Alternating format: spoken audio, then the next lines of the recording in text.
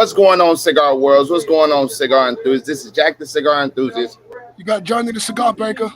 And this is Sean with the smoking section. And we are the virtual smoke deck. What's up, fellas? How y'all been? Good, good. I would have been doing better if you guys had on different jerseys. I'm just saying. I mean, what is this? What is this? Twin day in fucking high school, like Spirit Week? Is this Week? You couldn't ask for two better looking twins. All right, that's all I can say. I'm just saying. Any mama would be blessed to have two good looking twins like this. I'm gonna tell you that right now. And to know that you're out here hating like this, Johnny, it's despicable. It's beyond me. It's completely mind-boggling that you're over here hating on the Eagles after winning this epic championship game and whooping the tails. So what was the score? Because I don't watch sports. What was the score? Help me out. It was 31-7. There you go. You better say it again. Say it 31-7. Say it for the people in the back, Sean. Yeah. It was 31-7. Come on, hey, go Birds, Terry. All I gotta say is this: go Birds. It's gonna be crazy. Hey, look, I don't think, just to be in all honesty, I don't think I will be on the show Super Bowl day. Okay. He better. I don't think I'm gonna be on the show simply due to the fact is one, we're hosting the Super Bowl party. Eagles versus whatever scrub we play in the AFC. And then on top of that, it's at the lounge. It's no way. Y'all gonna hold it down. I'm giving you your notice now. You got it. Don't find a way not to get on that. Actually, I think this time it's a Johnny solo show. I'll do it. Hey, and I'll talk so much trash about the goddamn Birds. I mean, never mind. We're gonna cancel you. I'll be rooting for the other team, dog. Hey, look, Johnny gonna be like, so today is a big day for some, but for me, soccer's not on. I only watch Bagman. I only watch bowling, competitive bowling, and cornhole. Hey guys, man, it feels great to be back on, man. I can't. I don't think it's been no. We'd have had one 2023 with all three of us, man. I mean, just guys. We just ask for your complete and utmost understanding, as we are three young men at that, out here doing what we need to do to take care of our family and create a legacy, right? So, if it's a Sunday where we can't come on, man, trust and believe we want to be on. Yeah. But what we're not going to do is give you a half-ass show and, mess up our reputation, okay? Yeah, right. And we can't do that. So with that being said, man, I'm excited. We got one hell of a week, man. We're talking taste notes today, guys. Yep. This is going to be interesting. Yeah, it is. I got some complaints, man.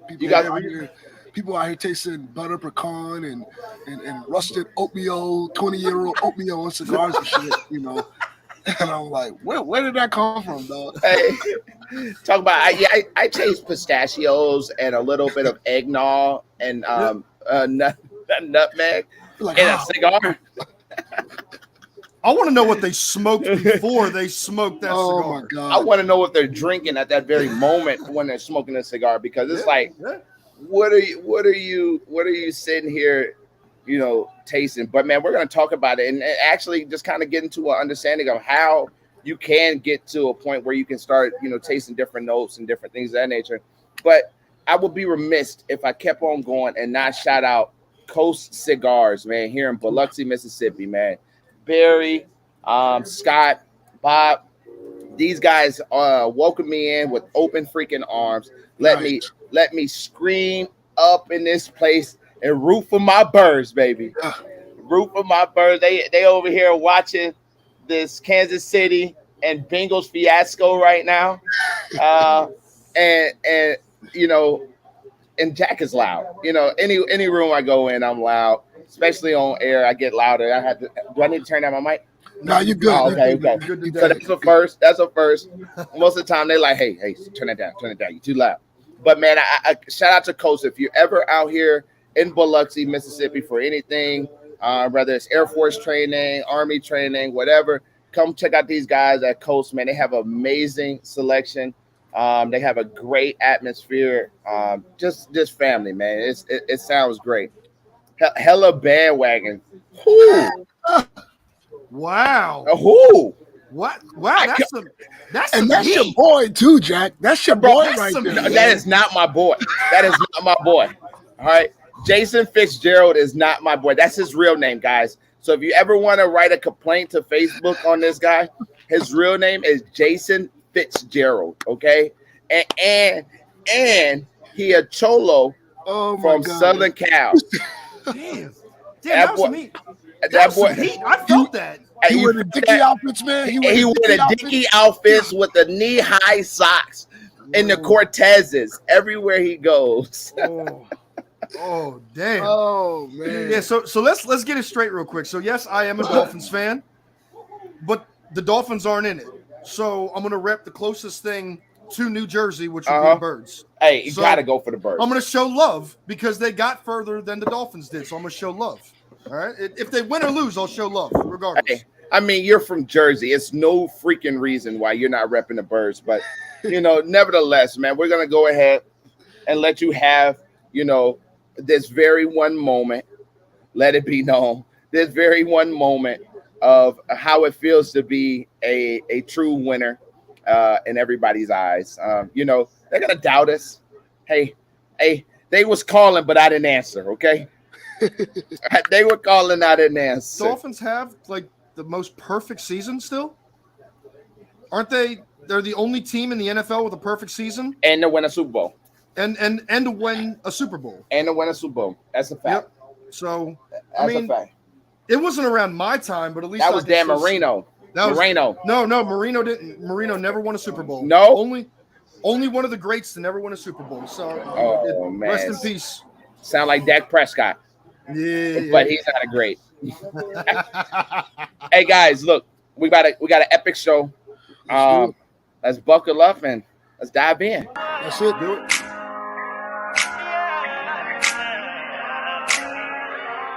We off in this place, catching vibes, sit back and we blaze in the sky like I'm out of space. Now, on my main agenda for this week is to make sure I change that up to get that white bearded face on our intro. We got the best of both worlds. We got, if Johnny and Sean had a baby, they make me. You know what I mean? All right, guys, I'm out of here. See you later. We out. I don't think thanks for watching. We'll be laying together anytime soon. I mean, I don't know. We don't know what you'll do, Johnny, when you get drunk. I was going to say, Johnny might. Whoa. Disclaimer. I only rock with the man in the boat. What? You never heard that before? No. See, I don't know, but that sounded like you want to lay with me. That's what it sounded like to me. You want to in a boat? Listen. Forgive me. It's called The Little Man in the Boat. Think about it. The little man, what looks like a boat, and there's a little man sticking out of the boat. Yeah. Are you lost? It's called a clitoris. A little bit. A clitoris. Oh, okay. That's the professional way. Yeah, that's the professional way. Little man. Anyway. Hey guys, look. So, man, I was looking and I was thinking to myself, I said, what's a topic we haven't talked about, right? And what is one that we need to, definitely talk about, on the virtual smoke day?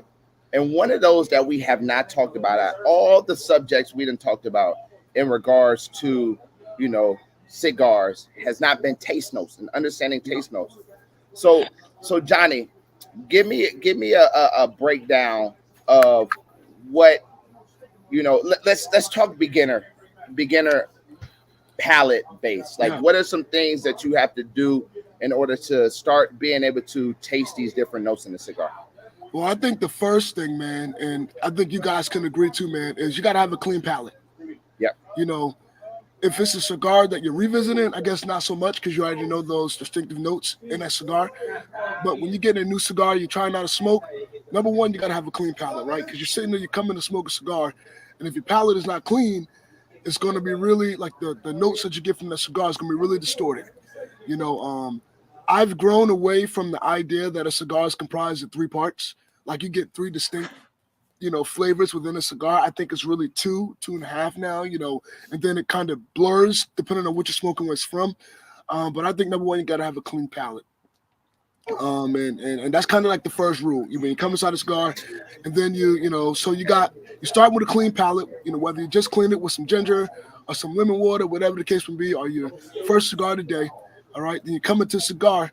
If it's a new cigar that I'm smoking, I like to do a nice cold draw. Some people call it a cold draw. Some people call it a pre-draw. To understand what notes I'm getting from that cigar prior to lighting the cigar. Yeah. Right.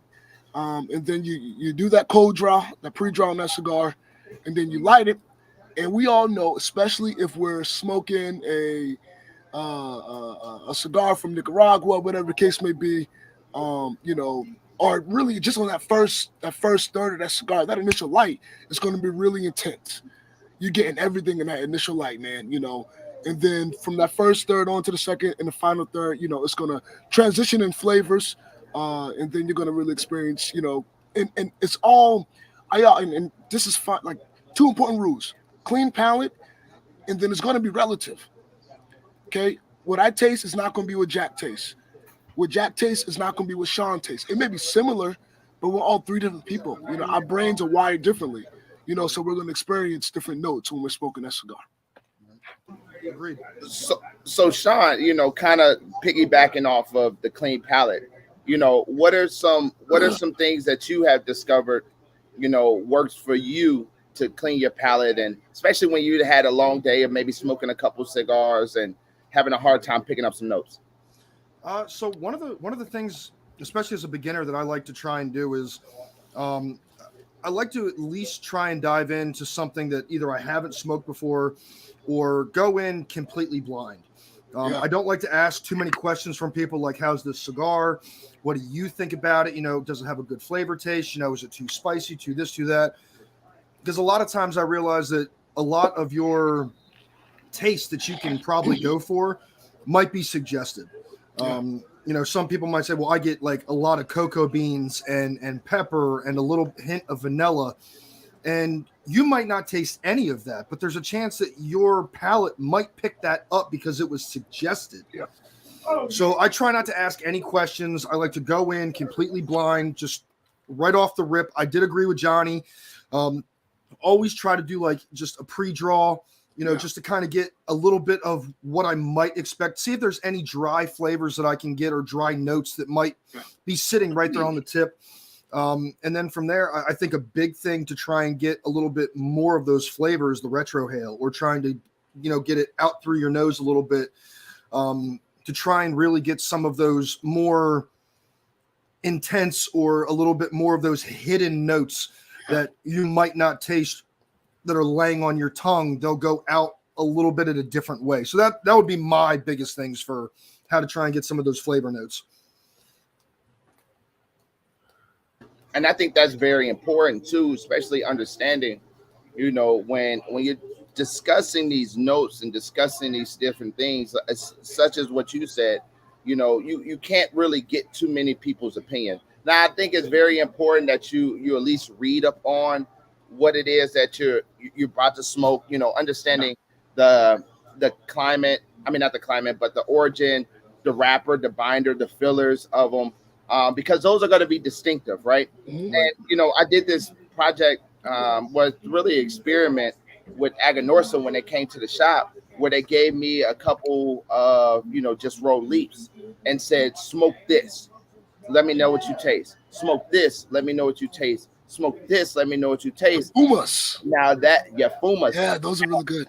And now you have gotten into the ability to sit here and kind of distinctly figure out those notes. And now that you figured those notes out, now it kind of surprises you once you put it all together to see how the combustion, the notes, and different things actually change, man. Right. So I think one of the most pivotal parts is making sure you have a clean palate.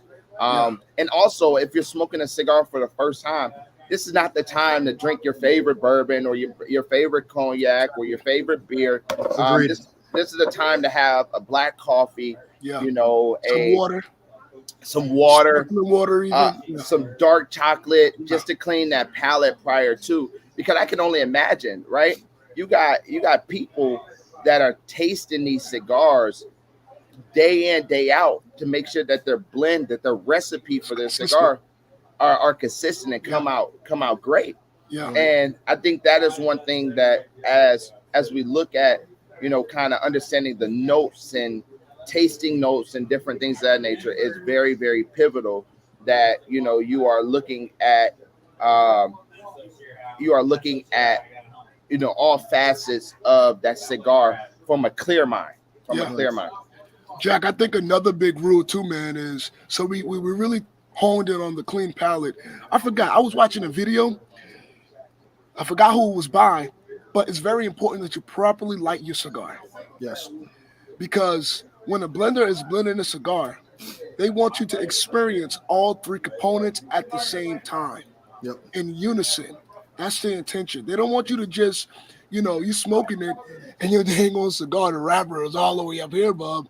And you start tunneling and it's not burning evenly because you're not experiencing what the blender intended at all. Right. So the biggest rule of thumb is to take the time to properly light your cigar, to toast it. I made a quote, and it's so inappropriate, but it's so important too. I made this quote like a couple years ago, like 2 years ago, and I was like, toasting the cigar is the equivalent to foreplay before sex. Okay. All right. Okay. You ain't gonna fuck it before you eat it. Hmm. You know what I'm saying? You know, and you know, but it's the same thing. Come on, somebody. Come on. Am I lying? Jesus, please help this man. I pray for you on this day. Jesus, Lord. You gotta warm that thing up. You know what I'm saying? You gotta prime that thing. You know what I'm saying? So, Lord, forgive him, for he not knows what comes out of his mouth before he says it. Lord, I beg you to just help guide this man.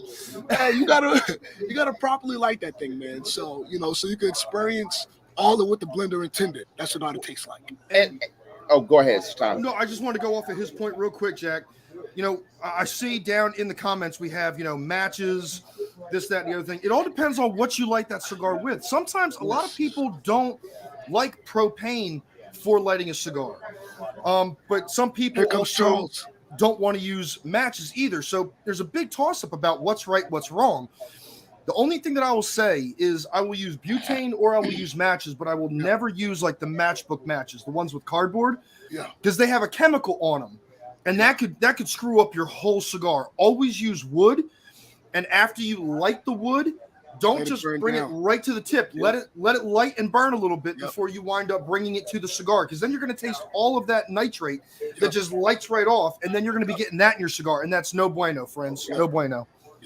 And Johnny made something very, I love your analogy, but it had a Johnny touch to it. It's raunchy now. It's raunchy. And that's the part that I love about it.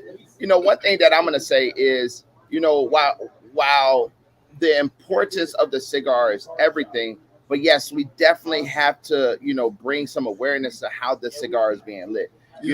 Understanding if you're lighting a cigar, right? Well, if I can get my lighter, okay. If I'm lighting a cigar, I don't want to come here with it. I want to kind of angle it around, just around that little piece off, right? That is properly toasting it. That is properly getting it to the point where now you can go ahead and ignite that cigar and get everything, the binder, the wrapper, and the fillers all on one accord and singing the same tune. But also, if you're looking at, like, I see Ron posted matches and he posts cedar, and then we talked about propane. If you truly want to, bring out every aspect of the cigar, one of the main things that you have to look at is the lighting component, right? If you got time to soft flame it, soft flame it. If you got time and you know how to use cedar spill, use cedar spill. Me personally, a lot of people go to the matches, but one thing I don't like about the matches, and just like Sean hit on it, it has a little acidic point, And that's what, when you ignite that, that's what creates the fire, right? So a lot of times people don't let that, people, as soon as they strike it, they want to start lighting. Yeah. You got to get that match time to kind of burn off that acidic, nitrate that's on there. Is it nitrate? I think it's like a form of it. Yeah, okay. You want to burn that off and then light it, right? And then purge the cigar too. When once you smoke in, blow right back out. Purge that, purge it. And same with the cedar spill. When you use a cedar spill, let it ignite. Get some ignition from it. One thing about cedar spill, if it's too thin, it's gonna burn out quick. Yeah. So you want to kind of, you don't need no preparatory for that. Light it and let's get it going. But it's all slow. It's all slow rotations with the cedar spill. And one thing the cedar spill is going to do, it's going to show you that the age on the cigar. And you're like, well, Jack, how is that possible? Well, how it's actually possible is when you're going through the cedar spill method, that Spanish cedar should be igniting that wood note that's in every cigar. And why is it in every cigar? Because it's packaged up in Spanish cedar. It's aged in Spanish cedar. It's in a humidor. It's kept near Spanish cedar. So it should ignite that up. And then once it ignites that, it intensifies that note for that matter, it's going to eventually start to die down a little bit. And you start to be able to experience like the richness of the actual cigar. So, speaking of cedar spill, Sean, anything to add on that? I'll be honest. I've only used cedar spill like 2 or 3 times. So it always depends on whether or not you wind up letting it burn a little bit, let it burn up, let it get hot, kind of take a little bit of that initial, I guess, raw flame out of it when you wind up lighting it. But if you wind up using cedar spill, there's a chance that you might get more wood taste or a woodsy note in that cigar that wasn't supposed to be in that cigar. And then if you wind up tasting that and it doesn't jive with the rest of the notes that are in that cigar, you're going to look back at that cigar and say, well, I had a horrible experience. It didn't taste right. It didn't jive right, blah, blah, blah, blah. And I don't think that you can get a good light off on cedar spill. I think you almost have to put that cigar tip right in the flame. And even though you're dragging on it and you're causing the fire to go onto the cigar, it's still not burning it evenly because you're a little bit hotter down towards the wood than you are at the tip, which could cause an uneven burn. And now you're sitting here saying, well, now the cigar's burning uneven. This cigar sucks. But it's not the cigar, it's how you lit it. It's how you wound up treating it. So it can really change and affect how you might look or treat a cigar if you're not lighting it properly. And then, of course, we're on notes tonight. You might add an extra note in there that wasn't supposed to be in there. And now the whole cigar is basically like a bad experience. So, Johnny, Terry asks, what does it take to properly, what's our take on a properly maintained cigar? Too dry, too humid, can it change the taste? Go ahead and take this one. So I think, too, it depends on, believe it or not, all cigars aren't supposed to be maintained at 70% humidity or 67% humidity. I know watching a video from Perdomo Cigars, right? Out of Nicaragua, depending on the region too, some cigars are, they have the capacity to be stored at a lower humidity. Depending on the thickness of the leaf, and some cigars have and even with aging cigars, some it's better to age cigars at a lower humidity. So it depends on the cigar. But to be on the safe side, 67%, 68%, between 65 and 70% humidity. And it depends on where you live as well. There's so many different components and variation that goes into how am I going to maintain this cigar. So I mean that's one of the biggest things. So and it does. So when you have I won't call any names, but there are some cigar shops that I visit locally where I instantly know this cigar is not being maintained at the right humidity. Like if I can feel it, I can light it, and I'm smelling. I'm like, yeah, it's not. Because there's certain oils in tobacco leaves. And once those oils are gone because that cigar is not maintained at the right humidity, there is no coming back. You know, like that cigar will never taste the same. You can bring it back to the right humidity, and it may burn evenly, but it's not going to taste like what you remember if that's a cigar that you visit on a regular basis. So you know, it's very important to maintain that cigar at the correct humidity. You know, at the correct humidity, at the correct temperature. You know, so that it can be enjoyed. Hey, Sean, do you have anything you want to add on that one? So I mean, here in New Jersey, I mean, I keep mine around like between 70 and 71. Yeah. There are some cigars out there that I think too much humidity can cause the cigar to wind up what I call weeping, or you might get a little bit too much of that liquid tobacco that kind of hits your lips. And then when you the tar. And then once you wind up licking your lips, I know one cigar in particular that happened to me in, and that was the Magic Toast by Alec Bradley. It got very, very tarry at the very end. It made me very sick to my stomach because I kept licking my lips and getting that. And I felt like I was doing more wiping of my mouth to get it off than I was enjoying the cigar. But I mean, like you said, Johnny, I mean, there's so many different things that can affect the way a cigar is smoked that's why you would almost have to put yourself by, 2 boxes of one cigar and try lighting it with butane, cedar, matches, this percent humidity. And, you'd almost have to do that for every cigar. And I mean, if you start early, I guess you might be able to get through all of those, but at the same time, it would just be so repetitive to try and figure out what's the best humidity and lighting and cutting for this one single cigar and then move to the next one. So there's so many things that play a part in it. So my take on it is absolutely a cigar is going to, if it's too dry, you're going to have a problem with your notes that you pick up simply due to the fact that if it's too dry, it's going to burn a lot faster and you're going to taste a lot more burn. Yeah, it's going to be hot. It's going to be very hot and it's going to taste burnt.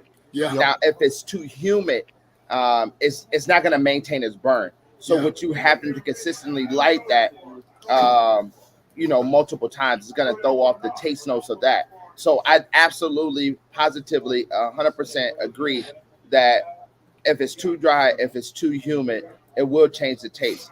On the other side, speaking of kind of what you guys are already hitting to and talking about, I absolutely believe that, the ideal, whatever your preference is, preference is everything when it comes to science, right? That's why they have a hypothesis and, they're speculating what's going to happen. And that we're speculating what we're going to get out of a cigar depending on what we smoke. Yeah. But one thing for sure, 2 things for certain, that's a factual statement is James talked about it. Take your time, don't rush it, and make sure it maintains its burn. Because I tell you what, if I let this go out and I relight it, it's going to taste burnt again. Because what a lot of people don't do during that time is they don't ash it off. They don't take the time to properly make sure that this cigar is set in a right stage, if you will, before we relight it. So then now we're sitting here. Now we're sitting here, and now you're taking away notes as well because cigars aren't meant to be relit several times. But for some apparent reason, a lot of people do it. I am one of those guys. Call me cigar bougie or whatever you want. If it comes down to it, I gotta light it twice. I'm 9 times out of 10 throwing it in the ashtray. I'm chucking that stick, dog. Because at that point, we are sitting here looking at this cigar, and I already know the taste notes are not going to be the same. Right. I make sure no matter what I'm doing, if I'm smoking a cigar for the freaking first time, one thing I gotta have is time. Because I don't have time to be sitting that thing down. You need to be puffing every 1 to 3, I'd say every 2 to 3 minutes on a cigar to make sure it maintain a burn. And then at the point where it starts to tunnel, if it starts to tunneling and it's not maintaining a solid black line around the tip of the cigar that's lit, then you're already going down the wrong path because now you're going to go ahead and take your lighter and try to even it out when it's supposed to already be evened out based on your smoke and based on your light, right? And I think that heavily dictates the outcome of it. So go ahead, Jack. No, go ahead. No, I was gonna say this too, man. One of my biggest pet peeve, not even a pet peeve, but when I see people, they want to do that ash, they want to stack ash. And I'm like, don't you know, when you're stacking that ash, that is changing the flavor of your cigar. Absolutely. Like, I get it. You want that whatever contest, but whatever it is, I don't do it. You know, they want to stack their ash until it's the fucking Tower of Babel or whatever thing is the Bible.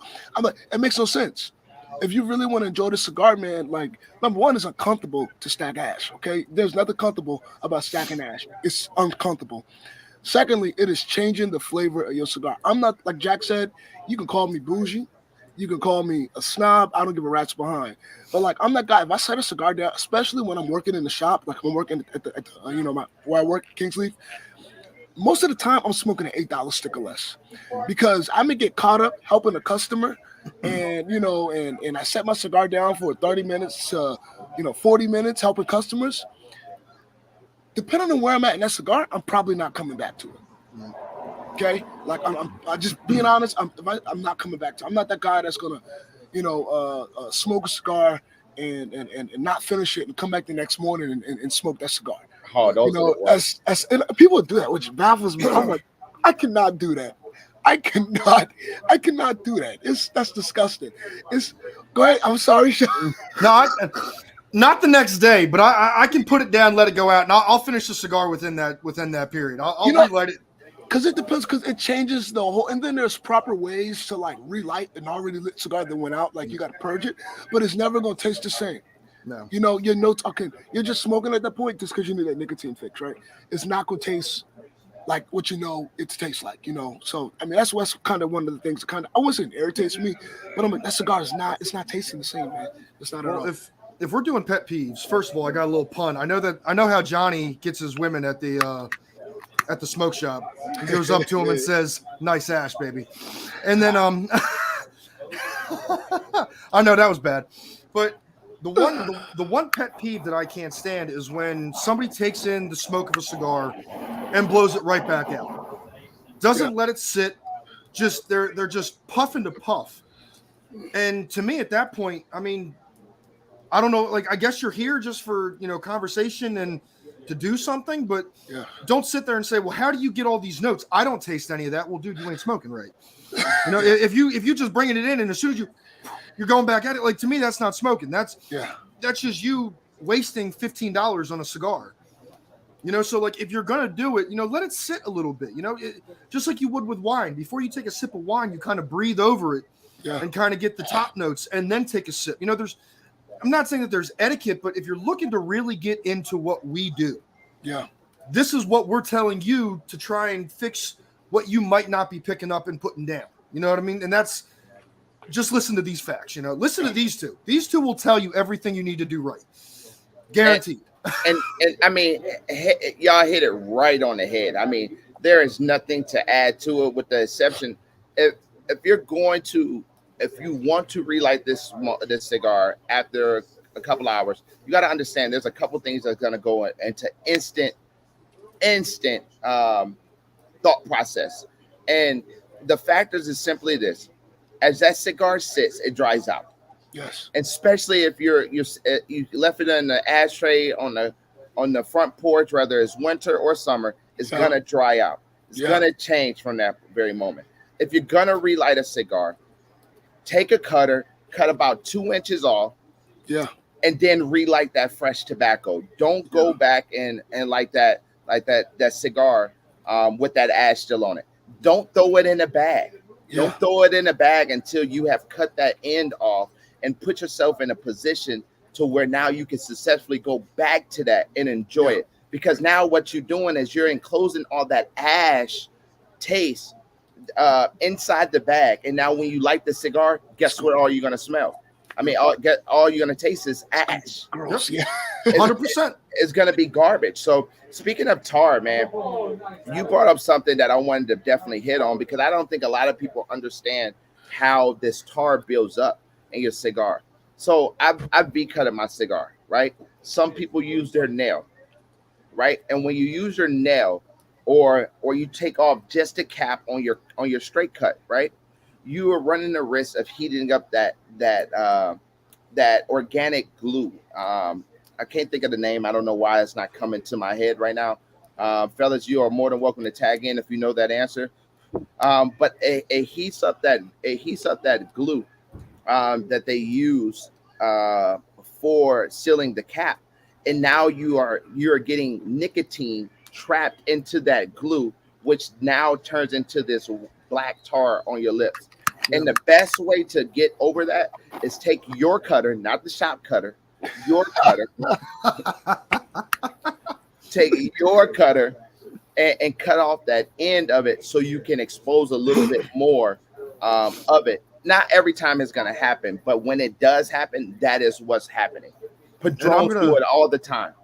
And I'm going to add to that as well. And I actually did a video on this, and I don't know if either one of you guys caught this or not, but for anybody out there who might have gluten sensitivity, and every time you wind up smoking a cigar and you wind up, maybe feeling a little like your stomach gets a little nauseous or whatever, a lot of people think it's the cigar, but check to see if you have a gluten allergy, because that glue that Jack was just talking about, they actually use wheat to help thicken up that glue. And you're actually smoking a little bit of wheat in there as well. So that'll actually, affect some of the things that, if you have gluten sensitivity, that you might be affected by that as well. So it's, there's little things like, because I always wanted my wife to maybe try a cigar with me just one time. And a buddy of mine asked me at a bachelor party, do you have any gluten-free cigars? And I said, well, dude, it's plant-based. Like, that doesn't make sense to me. Like, of course it's gluten-free. You're not smoking, a loaf of bread. And come to find out, I looked it up. They actually have a little bit of wheat in some of the glues that they use to seal up some of the cigars when they roll them and glue them shut. So if you're ever having any issues with gluten, and you get a little sick afterwards, it could be the cigar, or you might have a little bit of a gluten allergy as well, which might be affecting you. Did you muted Jack? There you go. That glue is called pectin or vegetable gum. Okay. And that's where you're getting the gluten from, the vegetable aspect of it. Right. I think one other thing so we talked about having a clean palate. We talked about properly lighting your cigar, and so now we're lit, we're going, we're jiving. Let's talk about some of the notes that you can experience. For a beginner smoker, they may not know, but we know, for those who smoke, depending on a certain region, there are some notes that we expect. Whether it's Nicaragua, and there's different variations depending on where that tobacco was grown in Nicaragua. Right. Whether it's the DR, same with the DR. Whether it's like Brazilian Matafita, whether it's Ecuadorian, Honduras, whatever the case may be, we know as smokers there's different notes that we expect when we smoking a new cigar and we're looking at the origin, where it's from, how it's grown, what region. We know there's certain notes that we expect. Nicaragua, we expect the cigar to have a certain level of spice. And then there are certain variations of spice. Yep. So let's talk about some of the notes. Even different, down into like how, for instance, I'm a big Padron whore, right? Even Padron. I love Padron and Perdomo. I love Nicaraguan tobacco, right? So when I'm smoking Nicaraguan tobacco, for instance, I'm smoking one of my favorite cigars right now that I smoke religiously is the Padron 5000. I know what to expect from that cigar from start to finish, right? And I know that my first third experience, like I said, I don't believe a cigar is broken up into 3/3 anymore, but just for, talking to the audience, that my first third experience is going to be much different than that final, right? Come the first third, right from the jump, I'm going to be getting a lot of, especially with the Padrones, Nicaraguan Puros, the binder, the fill, and the wrapper, Nicaraguan tobacco. I know it's going to be a lot of intensified spice, right? So I'm coming back off of that spice from the initial light. It's going to be buyout. We're getting everything that we want. Then it's going to mellow out, come in that first third. Second third, it may either mellow out, it may intense, depending on how quick I'm drawing. And then the final third, which I like, I'm pretty sure, I know Sean and Jack, for you guys too, we wish we could smoke the final third all the time, because that's absolutely it's like right where it needs to be at, man. So we're in that final third, or we're transitioning to that cigar in those third periods. Let's talk about some of the notes we experience, right? Let's hit on those. Unmute yourself, Jack. I think the most important aspect of it all is, looking at what Terry asked about. And I think this is the most pivotal part of actually understanding the notes, right? So when you eat you don't eat with your stomach, you eat with your mouth, right? If you ever go into somebody's house and somebody's house tastes like something particular, then 9 times out of 10, what you're gonna taste in that food is what the house smells like, which brings up a very valid point. It explains how important your nose is to understanding the notes of the cigar, right? So Terry talked about retrohaling, right? And I think understanding retrohale really helps you start to experience some of these key notes that people are saying that they pick up in cigars. So if you're picking up a leather note, you haven't never tasted leather, but you have smelt leather. You have smelt brand new leather. You know what brand new leather smells like. Absolutely. You know what dark chocolate smells like. You have tasted dark chocolate. You know what cayenne smells like. You probably tasted cayenne. You smelt flowers. You probably didn't taste flowers before. So a lot of it is understanding the emphasis on how important it is for you to obtain your palate, right? Understanding how your nose play out. So when you're retrohaling a cigar, I'm going to ask my real quick before I get into that. When you're retrohaling a cigar, it's simple. You take in the smoke.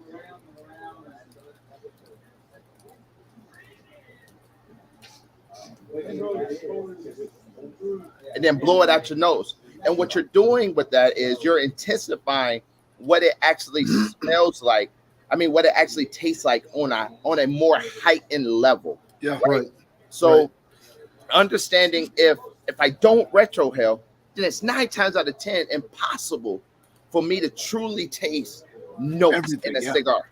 Exactly. Right. And some cigars are a lot more stronger than, a Habano cigar. Maduro may be a lot more stronger, or the pepper note, right, might be a little bit stronger for your nose. So you're not going to retrohale every single time, but you retrohale enough to start developing your thoughts on your first third, your second third, your final third, because that is when, these notes are gonna really, go in. And then Johnny, you asked about understanding the notes, and tasting the notes and all of that stuff. So I'm gonna go ahead and turn that over to Sean.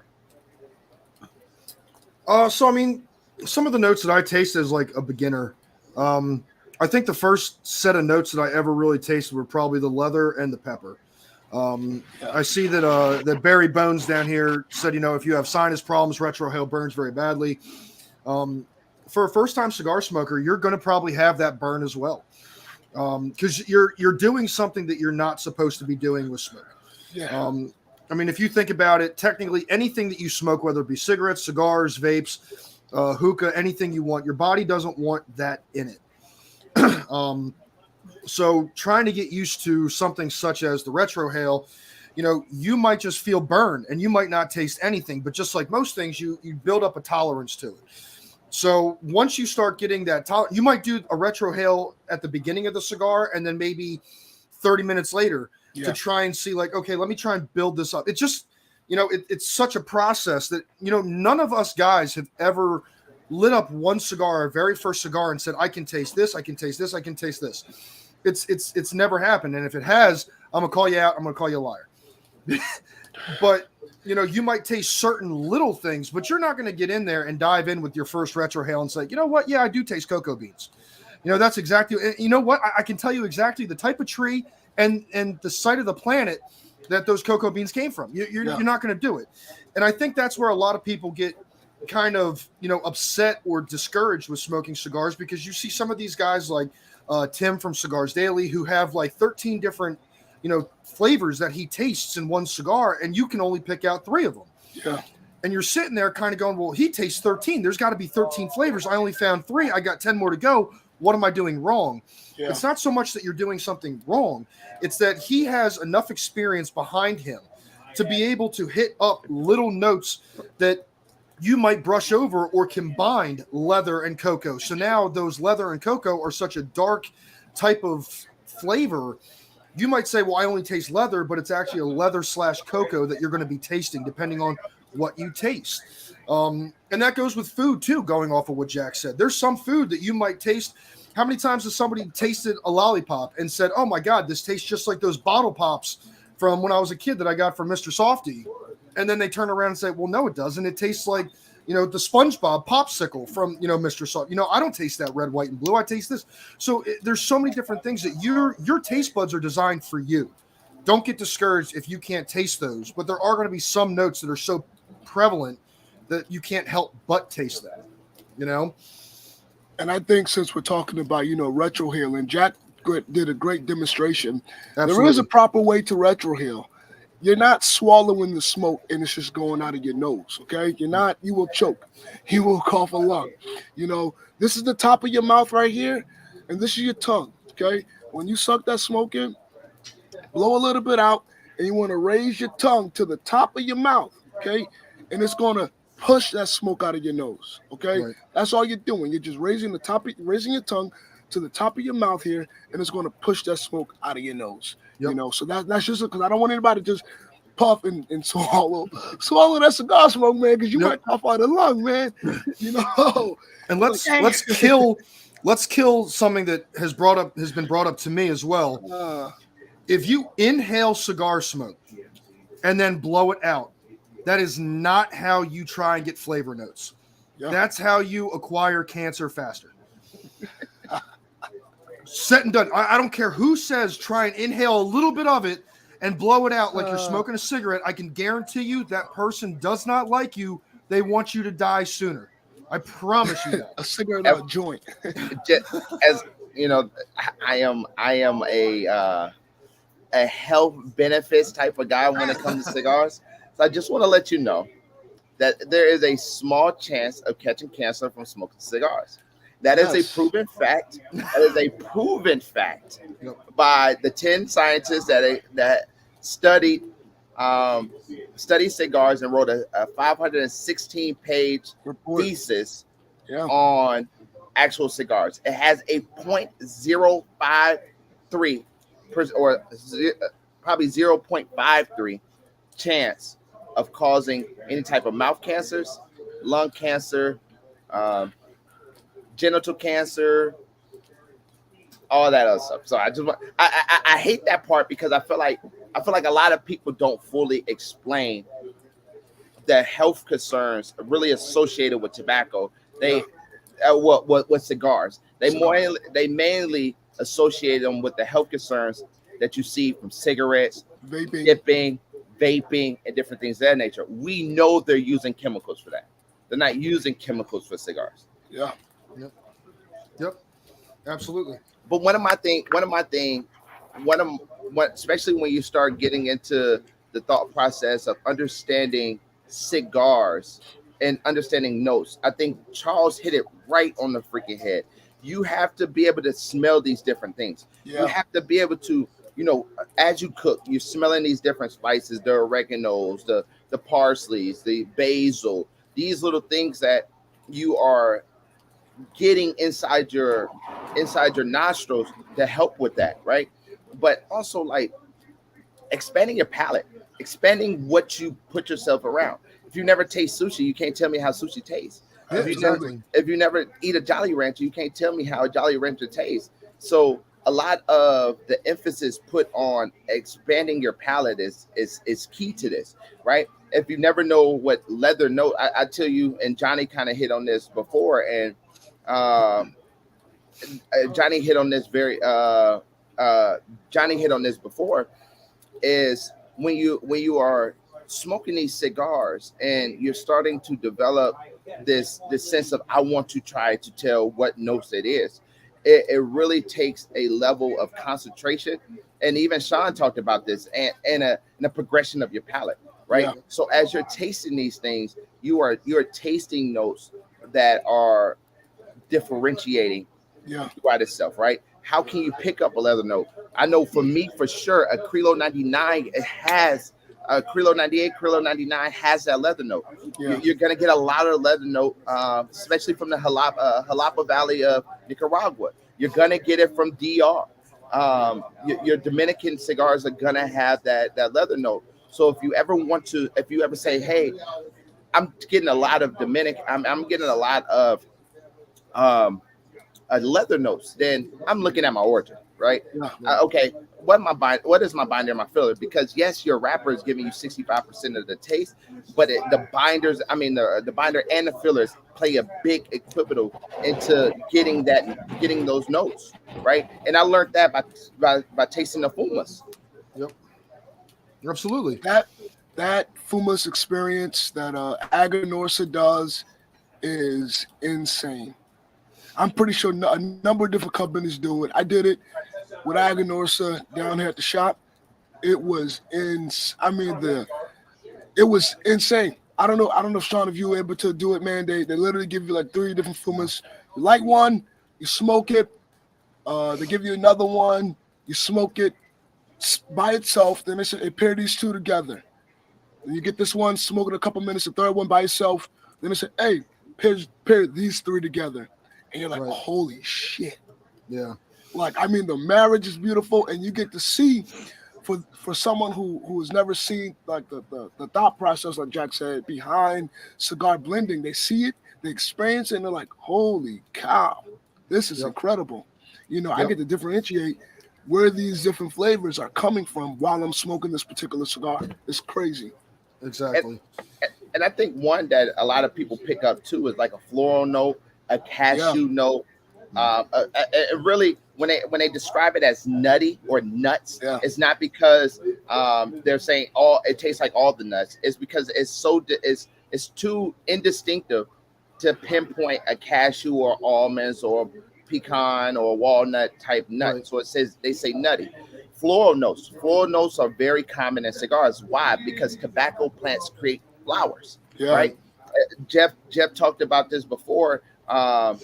Before you get into a good hybrid of your seeds, because when people hybrid their seeds, that they're removing kind of that floral producing mechanism in that tobacco. But before you get to a hybrided seed, it creates flowers. So farmers will even tell you some of the best honey in the world is produced from the bees that suck from the flowers at the tobacco farms. Yeah. Right. I mean, that's just factual. So when you're looking at all of these notes, but again, even if you don't do that, smell a rose. Yeah. Smell a baby's breath. Smell a lily. You know what I mean? It'll help you understand, oh, that's a floral note, right? When people say pepper, people don't really smell pepper. People taste pepper. They taste it. You taste pepper. So the reason you know it's pepper is because it's so distinctive and it almost creates a burn sensation in your mouth. Right, but the best cigars is not the one that's the pepperiest. It's the one that you can taste pepper, but you also taste something else. Like this Tatuaje, the 15 Kojan, a big leather component. You go back and read on the tobacco. I guarantee it has some Nica from Jalapa. It has some Dominican in there. Now I don't know for sure. I guarantee it has one of them. Yeah. And I think one of the big things too is kind of going down the roadway that Johnny just laid in front of us. You know, we figured out how to light it. We figured out how to kind of start smoking it. We figured out how to now you're letting it sit for a little bit. You're doing a little bit of retrohale. The one thing that helped me the most was go to your local brick and mortar shop and find out if they're having any events. 9 times out of 10, if they're having an event for Tatuaje, Padron, Perdomo, whoever, Oscar, whoever you want to go to, they're going to have a representative there who's going to help break down what their cigars are about. Yeah. And you're going to be in an atmosphere where everybody's smoking the same cigar, or at least one of the same cigars out of that brand. And you can have somebody sit there and explain to you what their cigars are about. And not only that, but they might also give you tips on how to do pairings as well. Yeah. Some people use chocolate to pair with some of their cigars. You go to one of those places, they might give you a little Hershey Kiss or a little Hershey bar and say, all right, take a drag, blow it out, retrohale. Now pop the chocolate, swoosh it around a little bit. Now do it. Tell me what you taste. Yeah. Tell me what you think. These are all things, just like you don't go and learn everything without going to school. You go to school, you read books, you learn this, you get more knowledge, you do this. Same thing with cigars. You're going into a type of environment now that there are so many different ways of being able to smoke a cigar. Pair it with this, pair it with that, cut it with this, light it with that. There are so many different things, and you're only going to get better at noticing these tips, these notes by taking a class with the people that actually designed this cigar, that made this cigar, that have put in the countless hours of forming this cigar. So definitely take up a chance to go to your local brick and mortar shop and educate yourself to get to that point where now you might not even need that chocolate bar. You can go right in and say, oh, you know what? I smoked that Tatuaje 15 that Jack just, and you're right, I did taste that leather. And I didn't taste a lot of pepper. I could taste the floral notes. So definitely give it a try, especially if you're just starting out. Johnny, I got something that came to my mind, man. Talk to me. And people have this notion, as Sean hinted towards it, but we're going to go down this rabbit hole a little bit. Do you think the best pairing for a cigar is liquor?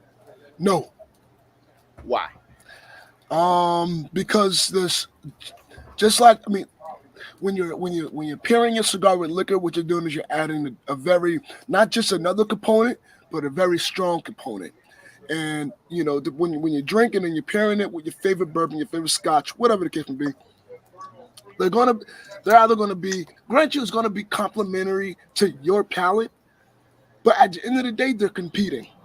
Those two different taste notes in that bourbon and in that cigar, they're gonna be competing. They're at war in your palate right now, in your mouth, and it may pair great. It may pair great, but for me, I think the best complement to enjoying a cigar is coffee. I think coffee is the best pairing when it comes to cigars.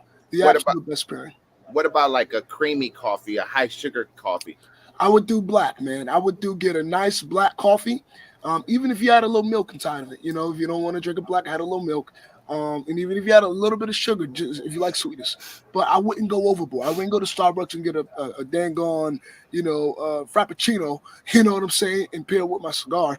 You know, if I want to experience the true notes in that cigar, I'll get a black coffee with a little milk, and then I drink my coffee, preferably black if you can tolerate or withstand black coffee.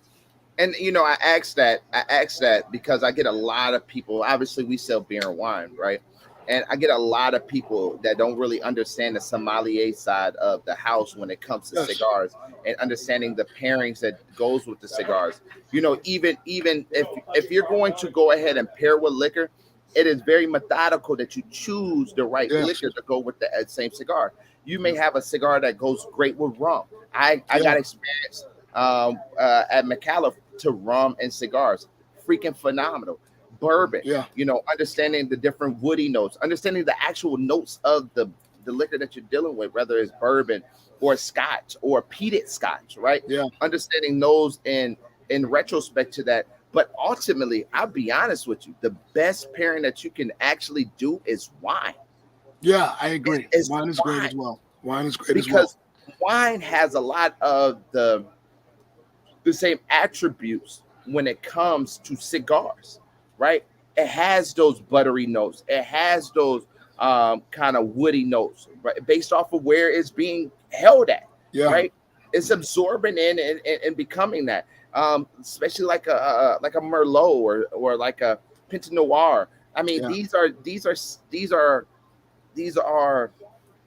wines that's dry, but it's not too dry where it dries out your palate, and that's it too, right? A lot of people trying to taste notes on a dry palate. Well, guess what?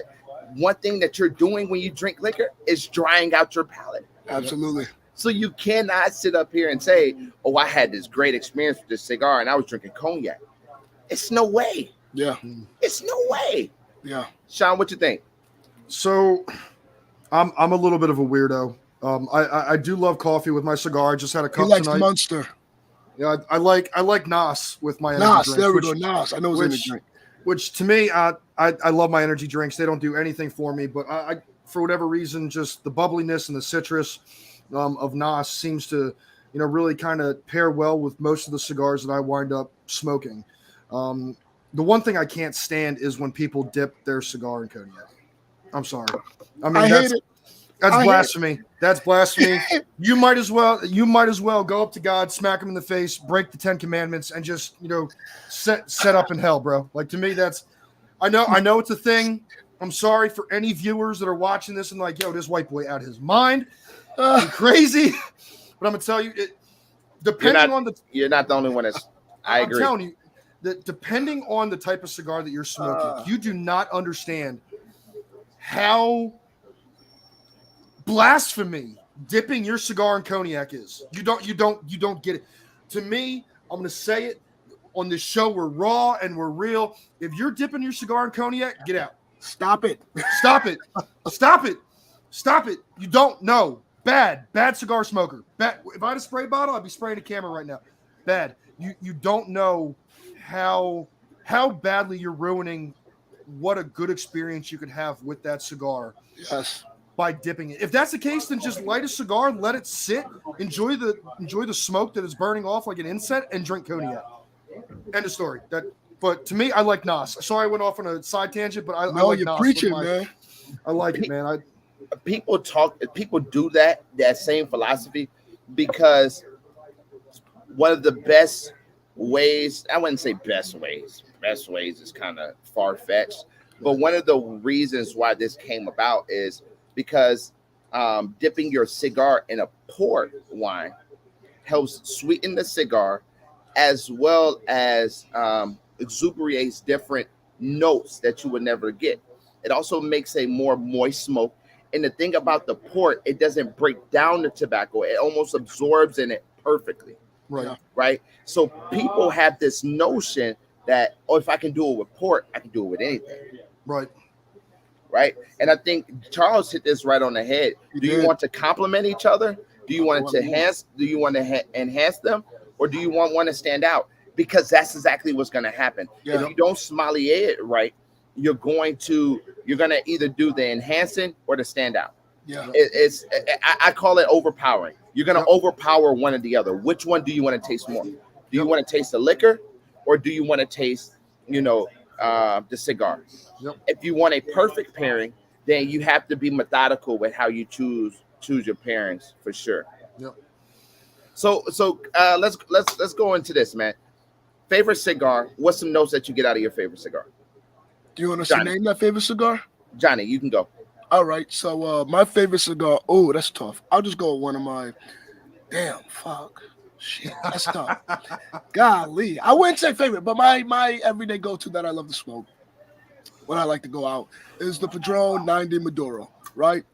The Padron 90 Maduro is one of my, I love that cigar, right? It's going to be my top 5, right? So when I'm smoking that cigar, number one, I love a nice earthy cigar. To me, that cigar is really sweet as well. And when I say sweet, I'm talking like dry fruit, almost like Jack said, the port wine, the dry berries. So it's earthy, it's sweet. You get your coffee notes, you get your cocoa notes, and then you get a little bit of spice. For me, the natural is, I like it, but it's a little too spicy for my liking to smoke in the regular. The Maduro is just right. I get that nice, dark, dry pepper.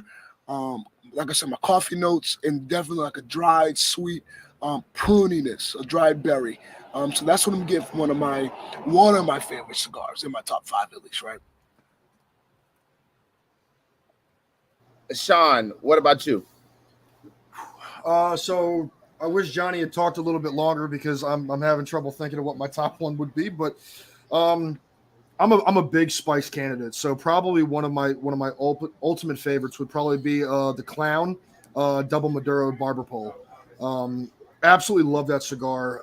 It has a lot of pepper notes. You can taste a little bit of leather more towards like the second, third. I know Johnny's cringing right now because I broke it into a third. No. But no, in the second, third, it kind of backs off the pepper a little bit, starts going into some more leather, a hint of a little bit of cocoa within there as well. But just for the most part, I love my spice.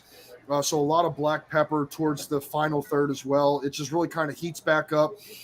It's probably one of my favorite cigars that I love sitting down with just because I love that much spice. It's almost to me like drinking a bottle of Frank's Red Hot and just being able to enjoy it. But it's just a beautiful smoke. It always burns really well for me. And it just has an amazing aroma to it as well. It's just a beautiful, with the 2 different types of Maduro wrappers on it, just a beautiful, beautiful cigar with a lot of spice.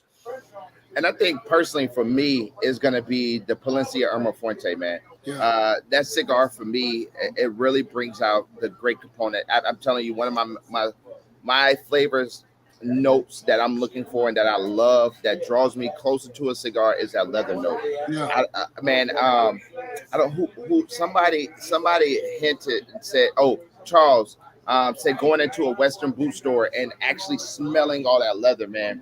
I love that component, man, and it also brings out that cocoa, flavor to it.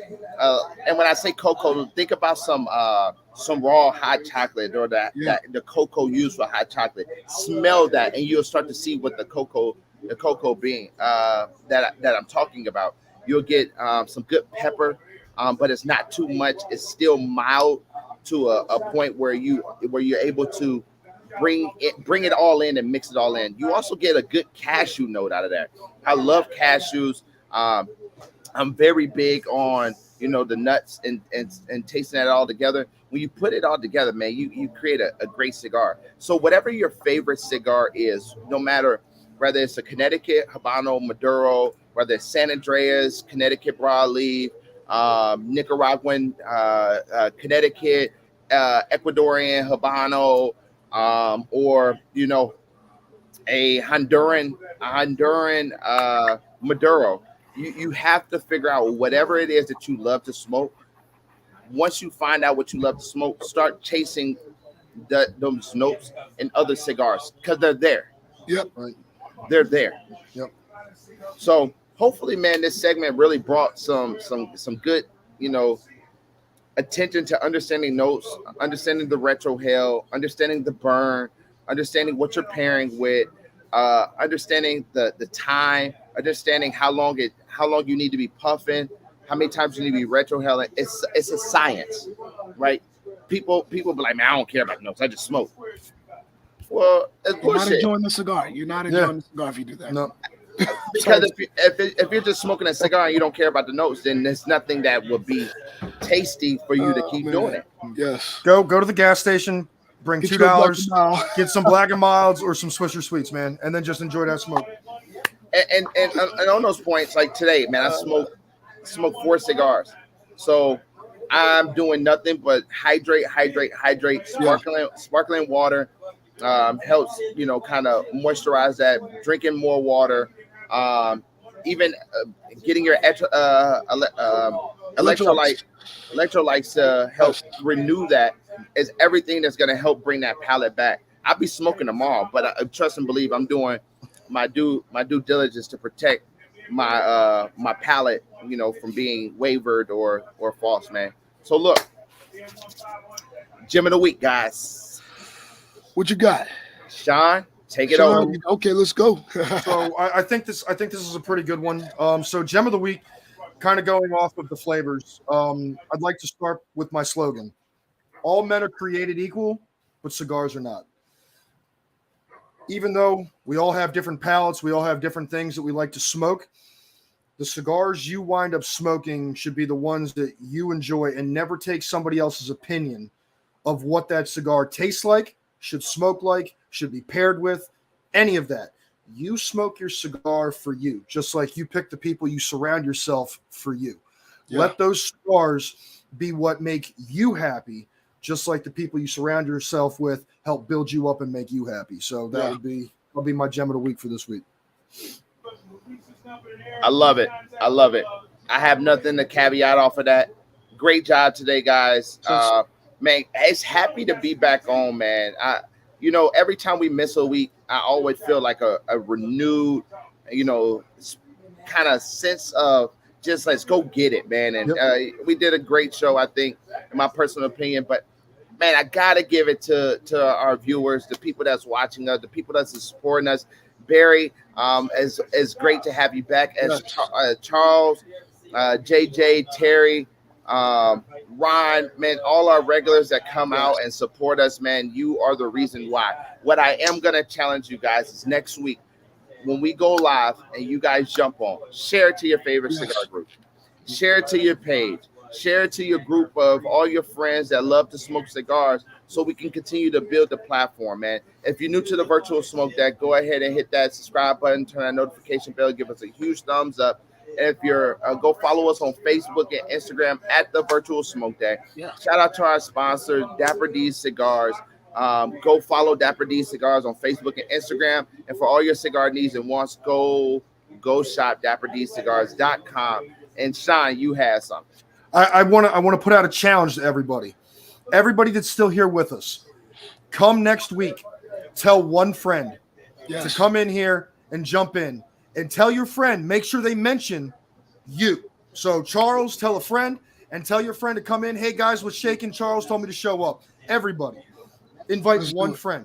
They ain't got to stay, but at least let them get the experience to check us out. Maybe enjoy us. We can turn them on to something new. So that's my challenge for our viewers. If we can share to all our favorite Facebook groups, I'm challenging all you to bring at least one friend in tomorrow, the next Sunday. Yes. And have them give you a shout out.